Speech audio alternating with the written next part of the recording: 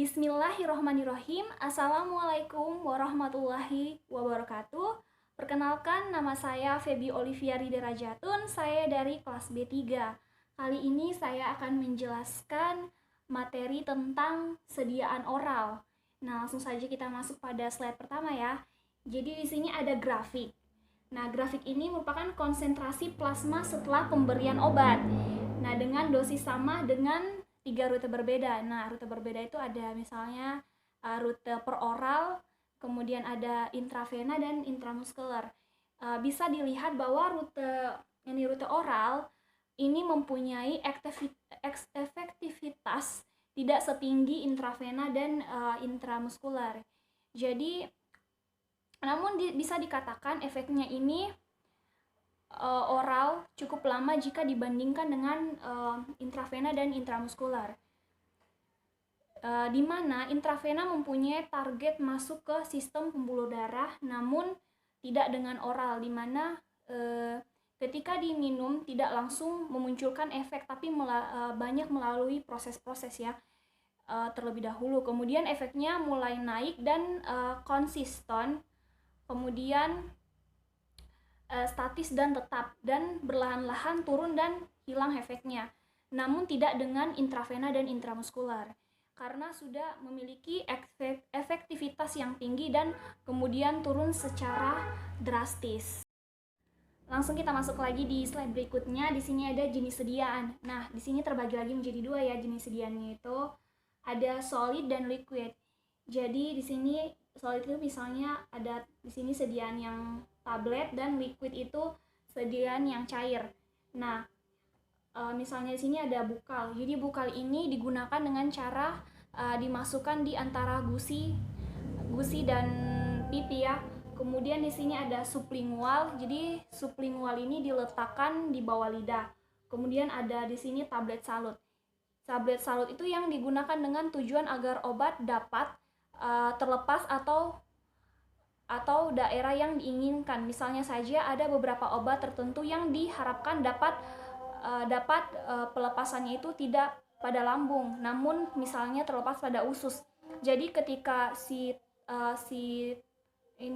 tablet salut ini melewati lambung, yang rusak itu rusak akibat asam lambung ini merupakan bagian salutnya saja, bukan zat aktifnya. Kemudian di sini ada tablet lepas lambat. Jadi tablet lepas lambat ini dirancang dan dibuat sedemikian rupa agar efek itu tidak langsung muncul secara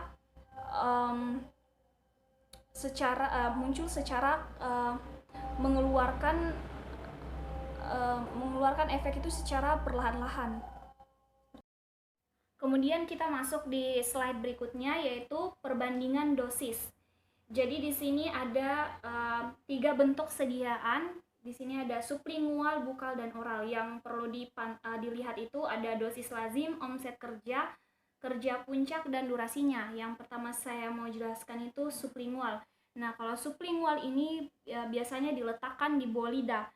Jadi dosis lazimnya itu 0,3 sampai 0,8 mg. Kemudian omset kerjanya itu 2 sampai 5 menit. Jadi omset itu merupakan semenjak obat diberikan sampai dia berefek. Kemudian sini kerja puncaknya itu 4 sampai 8 menit. Kemudian durasinya itu 10 sampai 30 menit. Jadi apa sih itu durasi? Jadi durasi itu mulai obat dia berefek sampai efeknya itu hilang atau berakhir. Kemudian sini ada bukal. Jadi bukal ini digunakan dengan cara dimasukkan di antara gusi dan pipi ya. Kemudian dosis yang lazim yang biasa digunakan itu 1 sampai 3 mg. Kemudian omset kerjanya itu 2 sampai 5 menit. Kemudian kerja puncaknya itu 4 sampai 10 menit, dan durasinya itu 30 sampai 300 menit.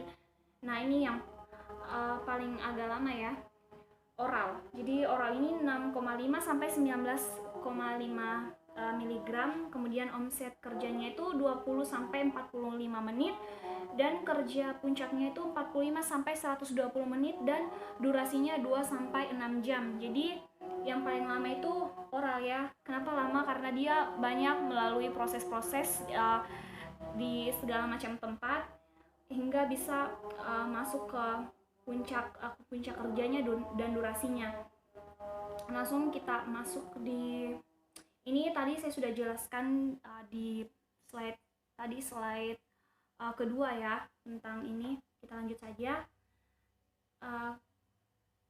Di sini ada anatomi bagian-bagian mulut ya, dan histopathofisiologi.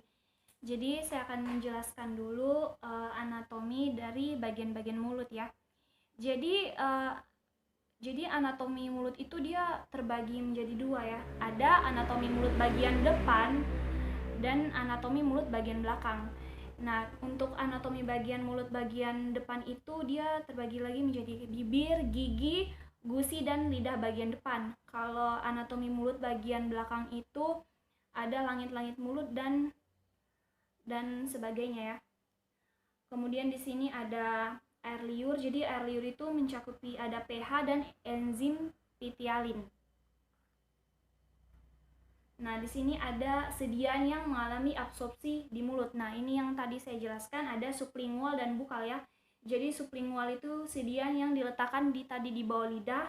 Contohnya itu nitrogliserin. Kemudian untuk bukal disediaan yang disisipkan di bagian ini ya, antara pipi dan gusi. Yang contohnya itu progesteron. Nah, ini dia proses pelepasan zat aktif dari sublingual. Jadi tadi bagaimana sih dia absorpsinya itu di dalam mulut si sublingual ini. Jadi sublingual atau tablet bukal ini dia bahan aktif akan lepas dari tablet bersamaan dengan melarutkan tablet di dalam mulut.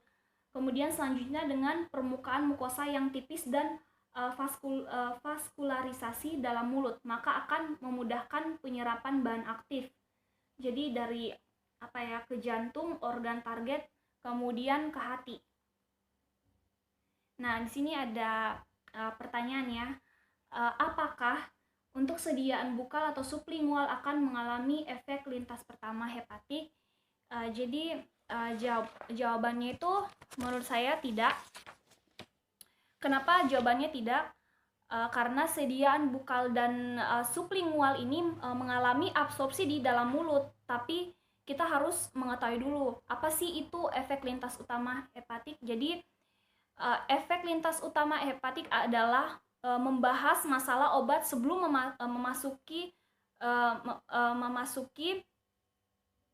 sirkulasi sistemik, yang dimaksud bagaimana perjalanan obat itu hingga bisa masuk ke sirkulasi sistemik, di mana pada saat perjalanan obat itu konsentrasi obat yang sebelumnya misalnya 100 mg tidak lagi mencapai 100 mg ketika mencapai sirkulasi sistemik.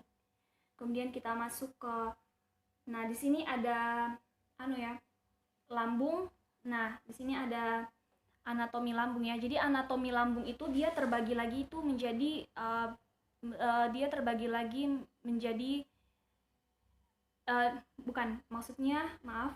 jadi anatomi lambung ini dia dibedakan menjadi 5 bagian ya. Jadi yaitu ada kardia, fundus, badan lambung, antrum, dan pilorum. Kemudian di sini ada isi dan pH. Jadi pH lambung itu berkisar antara 1,5 sampai 3,5 di dalam lambung. Kemudian di sini ada volume. Jadi volume lambung pada manusia itu pada keadaan santai dan atau kosong itu sekitar 70 ml pada manusia dewasa, bisa menampung 1 liter makanan. Kemudian pada bayi yang baru lahir itu 30 ml saja. Kemudian di sini ada faktor yang mempengaruhi pada waktu pengosongan lambung. Di sini ada volume.